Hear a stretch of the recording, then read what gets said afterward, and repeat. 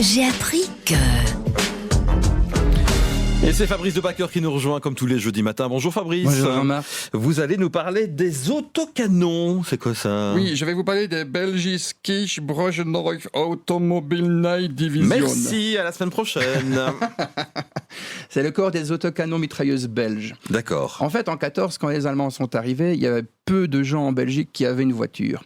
Et le lieutenant Ancard, qui lui en avait une, mais qui avait été réformé du régiment des grenadiers belges, une troupe d'élite, ça lui a pas plu, donc il est allé voir un copain mécanicien, il a fait blinder ses voitures, il a mis 2 mitrailleuses dessus, et il est allé défoncer du Ulan. Ok. Ça a tellement plu qu'on en a fait un régiment et un corps, qui est devenu le corps des autocanons mitrailleuses. C'était des voitures blindées avec soit une mitrailleuse, soit un canon. Ça a été très utile en fait pour faire la chasse des Uhlans jusqu'en 1915. Ils avaient un uniforme noir avec du cuir pour se garder chaud. Mais avec l'enlisement du front dans les tranchées de l'Isère, les voitures dans la boue, ça marchait moins bien. Et donc un diplomate russe regardait une fois le corps des canons que le roi Albert Ier était venu passer en revue. Il a fait « Ce serait bien utile ça chez nous ». Bah, qui dit Albert, écoute mon petit gamin, ici je sais rien en faire, je te les prête. Et donc ils sont partis par la France jusqu'en Russie. Là ils ont eu un petit peu froid parce que... c'est froid la Russie. C'est froid la Russie, surtout quand on a des vêtements en cuir et qu'ils ne sont pas doublés. Donc on les a fait entièrement rééquiper et ils ont commencé à défoncer de l'allemand en Russie. D'accord. Ils ont été à Tsarkoé, ils avaient trouvé le moyen de se faire payer parce que l'argent n'arrivait pas jusqu'à eux, ils fabriquaient de la vodka.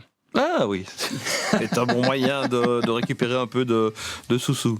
Oui, alors il y avait des gens intéressants qui étaient dans les rangs de cette unité-là. Il y avait Roger Fichelin, qui était un joueur du Standard.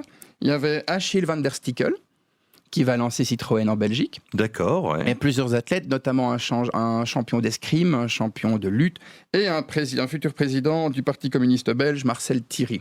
Donc il y avait de tout. Il y avait du luxembourgeois, il y avait du marchois. Une fois de plus, on avait pris les soldats les plus aptes dans la plupart des régiments d'infanterie. Et le Luxembourg a toujours été un grand fournisseur de ce type de régiment.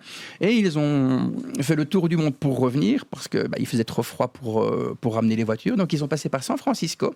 D'accord. De là, ils ont pris le bateau pour revenir en France et puis le train pour revenir à Bruxelles. Voilà pour ce périple en autocanon mitrailleuse, pour être complet. Les Belges ont déjà fait le tour du monde. Ah, bah, c'était pas les premiers, pas les derniers, j'imagine. Mais non, c'est une habitude qu'on a. Voilà. Merci Fabrice. Merci Jean-Marc, à la prochaine.